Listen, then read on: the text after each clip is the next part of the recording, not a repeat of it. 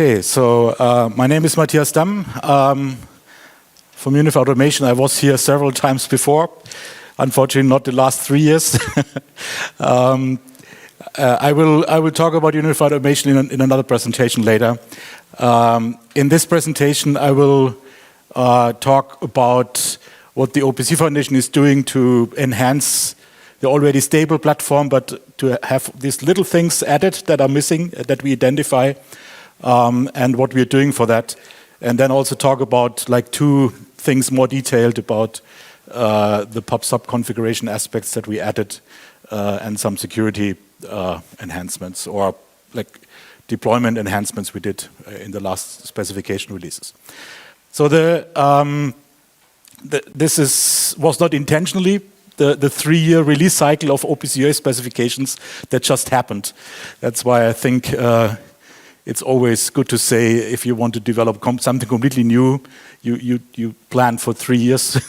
The component specs are typically more faster, but what we did to like between the releases was we published erratas, but until the 104 version, it was mainly to get input from implementations, from certification, and make the specification more stable, and to complete some features that were planned from the beginning. So till 2018 was mainly a stabilization phase for the standard. And then in 2018, that was the first time we added really a complete new feature with PubSub, and I will talk about that a little bit more detailed. But the problem then was with this huge number of companion specifications that came up, and the number is still growing faster than we can complete things. You get the problem that different groups work on different aspects, but they also have some aspects that are similar or the same for some other working groups. So that you need some way to get these features down into more core specifications. And oops, that was again the wrong button, downtime button. You need.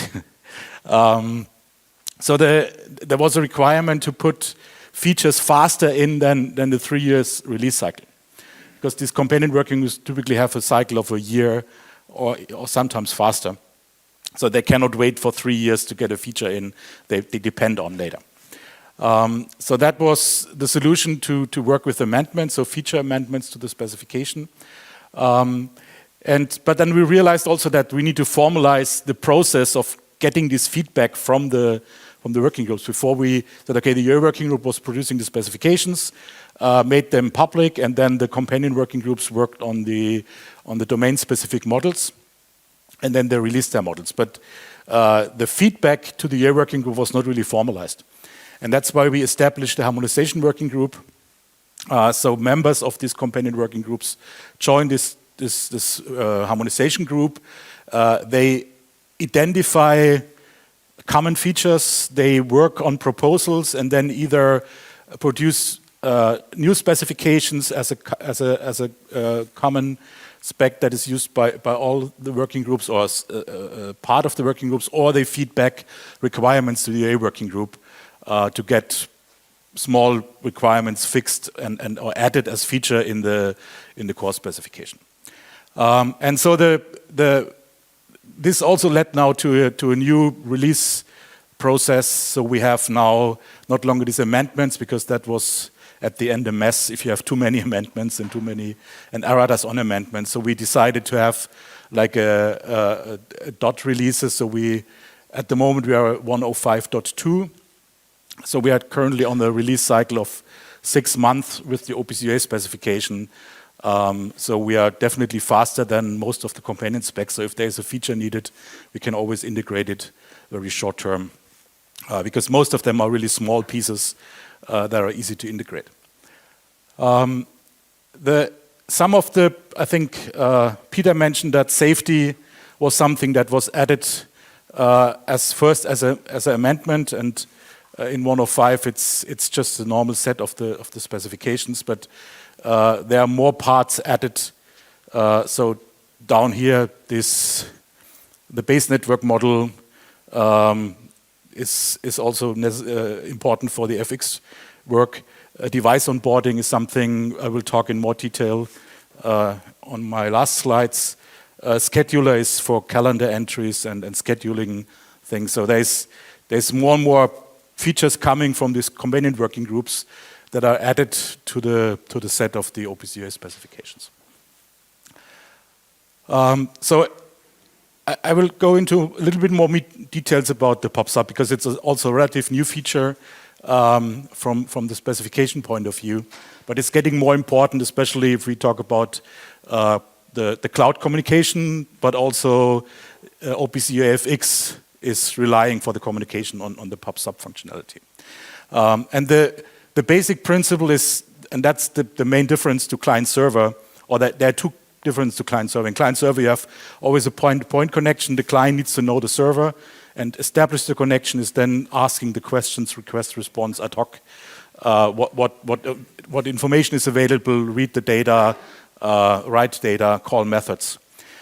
In a PubSub environment, there's a complete decoupling of the information source, the publisher, and the consumer. And the publisher is configured to send data. So a selection of the information available in an OPC UA application, and then is configured to send that in some cycle time, for example. And the publisher does not really know anything about the subscribers from a pure PubSub point of view. It just sends the data to a middleware, could be an MQTT broker, or could be UDP multicast, so just switches to send data to, and then subscribers can receive data from this middleware or from UDP multicast addresses. The configuration is mainly related to, you need a transport protocol, you need to set up some addressing for the communication where you want to send the data to or want to receive the data from. There is some layering, so you can put multiple application messages in one network message to optimize communication. And we have the related configuration things. I don't want to go into the details, but there is a standardized communication model and standardized messaging. So we have the configuration of the publisher, we have the configuration of the subscriber, and we have the messages on the wire. They are standardized. And we didn't really change anything on this since this was already part of the first release in 104. What we also had, so if you just set up a publisher to send data and you do that with a product-specific configuration, that's fine. If you do that on the subscriber side, that's also fine. And one of the use cases for PubSub is also to send data to cloud applications that have no knowledge about OPC UA. So you can include IT applications that just understand JSON messages you get from MQTT brokers, and you can process the information. You don't need to have much more knowledge about OPC UA on the lowest level. But if you think about to configure a lot of different devices to do that, that would be a pain if you have to do that with vendor-specific tools. So the first version had already a OPC UA server information model included to configure PubSub. And so this would be like a typical setup if you want to configure publisher and subscriber application, is to have an OPC UA server that then is used to not only to access the product-specific data, but also to configure the communication relations. So what's missing there? In the information model, you have a lot of pieces of information. You need to have some, for configuration tasks, you need some consistent access, so to get a simple, consistent read access, but also to be able to update the configuration in an atomic way without touching the existing configuration. You need to be able to merge in configuration changes. So what we did in this new version, we use just a feature we have already in OPC UA, a file object that allows you to read blobs, and one blob could be a configuration blob. And so that was already standardized. We just use it to read a PubSub configuration as a binary encoded file from the application for read access. And then for the write access, we don't simply write the configuration down. We send the changes in the same format, but including a list of changes. So there's a clear definition of what was added, what was modified, what was removed, and this is then allows atomic delta configuration and of the PubSub application.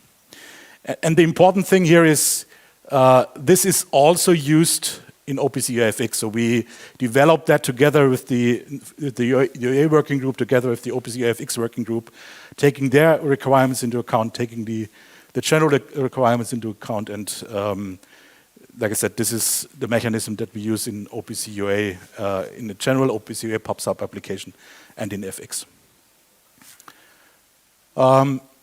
The second thing I want to talk about is the security management aspects of OPC UA, and we have already defined a centralized approach for OPC UA security management. And we had OPC Day Norway yesterday. There was a presentation. Somebody said, "Oh, it was easy to set up OPC UA security." Then I asked him, "Was that point to point?" He said, "Yes." So if you have one client that talks to one server, setup of security is very easy. But if you do that with hundreds of applications, so if you really deploy OPC UA to the device level, and you need security at this level, you need to configure a lot of different applications that want to talk to each other. So you need a central management approach for that, and this is already defined since a long time in this OPC UA discovery and global services specification. And this standard security management is already implemented. We test that at interoperability workshops. We had multi-vendor demonstrations on trade shows, and this is relatively easy to integrate if you use a SDK to implement a product. This is just a feature you turn on. It's typically provided already.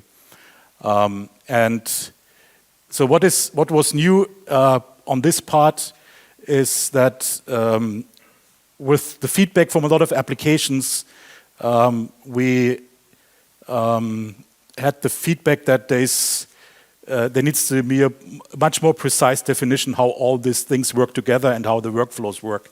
So we added a detailed workflow definition for all the rollout and update scenarios, and we added some updates for the transaction mechanisms that are needed there. But one important thing now is, and that's the complete new part that we added here in the specifications, is the initial trust, the initial step to add OPC UA application, add a device in a secure way to the setup, is today a manual verification. So you need to more or less install the device, install the application, and then the admin needs to trust that this device is the device he wants to add, the application he wants to add. But there is no cryptographic verification process to do that. And this is not a new problem. So there are different solutions to do that. And we worked with device vendors and OPC members and also other consortia on a solution here. And the first and important step is that devices can be identified with a device certificate. So already device vendors put a certificate on the devices, and the way how this is used, initial setup phase was defined. There is a ticket format defined. So if devices are shipped physically, in that process, the vendors can also ship these tickets, and then with the tickets, they can be used to verify the device when it's added to such a secure environment. So that allows us to authenticate the device and validate the ticket with the device during the step of adding the application to the management of the security domain. And that allows us to do a secure device onboarding with the GDS, with the discovery and security management services. So the final goal, and there are some small steps we need to still add, is to have a complete standardization of this management process. So how do you install devices in a network? How do you manage security over time? How do you update, maintain security? But also, this is not only the certificates, it's also software updates. So the important part of this process is when you install a device that you install the right software version on the device with the right patches that you need. And so we're working on a lot of different details on making this complete device life cycle secure and manageable in a central way. And also to work on not only on the communication aspects. That's what OPC was. What you mentioned is like the pure communication between application A and application B, that where OPC started. But we have now like more and more bigger environments and rollout scenarios where OPC UA is used, and you don't want to always use a vendor-specific tool for everything. Then if you have a lot of different applications, then you end up with a lot of different tools you have to use. So we want to standardize as much as possible in the places where really this level of standardization is necessary to get a bigger environment working. And this is like the big picture of specifications at the moment. We have the core working group with the blue boxes. They are there since a long time. And the green ones are the ones that we added recently. And this is like I said, most of these additions are coming from companion working groups or from this infrastructure topics like the device onboarding. Okay, I think I'm nearly in time. So thank you for listening. And are there questions?